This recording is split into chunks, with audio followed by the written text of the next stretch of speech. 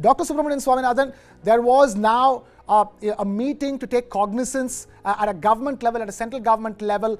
Tell us, the Union Health Minister talking about we need, mock drills in hospitals across the country. What kind of a situation are we in at this point? And more importantly, how do we go forward from here? Part of this is learning from what we have gone through in the past. It's about staying prepared and being ready for any kind of situation that may come up in front of us. This is not necessarily a response to what we anticipate at this point of time. So all the markers that we are seeing from the Western world and also from South and Southeast Asia is that it's not as bad as people should be petrified about.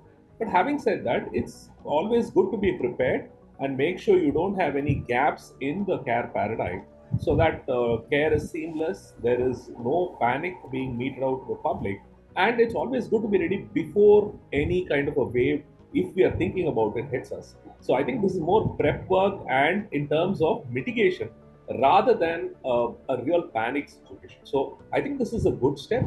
I think if we can come up with common sense directives to the general public and capacity building, it is a good thing in the long run, not just for COVID, but for any public health issues that may come up in the future.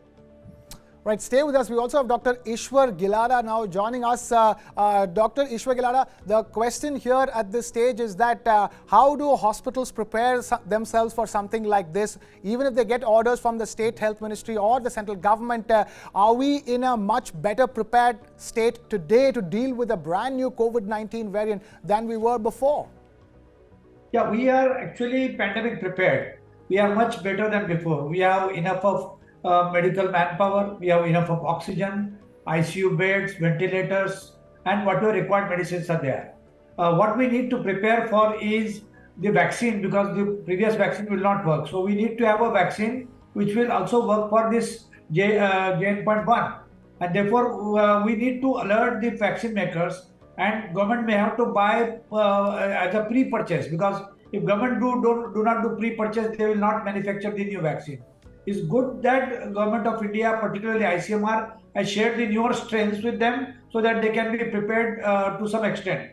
Secondly, we need to do genome sequencing continuously to understand whether it remains JN.1 or there are some new subvariants coming. And number three, we should do wastewater surveillance, and that is the cheapest method. And particularly in big cities, municipal corporation, where they do wastewater management, they can do a PCR test on the wastewater waste and then find out whether there is an infection in that community or not. So rather than expecting individual to be diagnosed, you diagnose the community, you diagnose the town, you diagnose the place, and then that can give you 10 days in advance indication that yes, a big problem is going to arise.